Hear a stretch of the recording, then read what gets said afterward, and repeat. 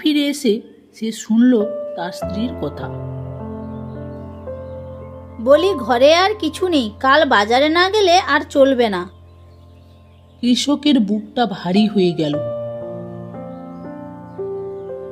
কোনো উপায় না দেখে সে দুঃখ নিয়ে জঙ্গলের দিকে চলে গেল।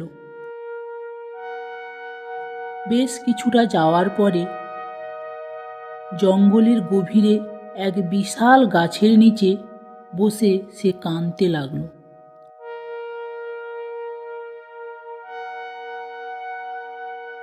আর কাঁদতে কাঁদতে তার চোখের জল গাছের গোড়ায় পড়তেই হঠাৎ আলো ঝলমল করে গাছটা অদৃশ্য হয়ে গেল।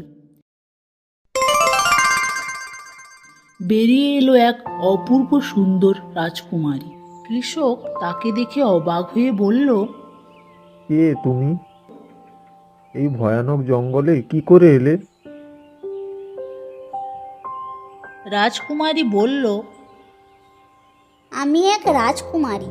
আমি একদিন শিকার করতে বেরিয়েছিলাম জঙ্গলে।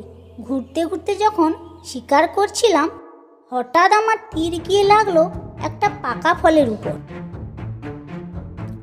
আর ফলটা নিচে পড়ে গিয়েছিল। আর সেই গাছতলার নিচে ধ্যান করছিল এক ঋষি, আর তার ধ্যান ভঙ্গ হতে সে আমাকে অভিশাপ দিয়েছিল।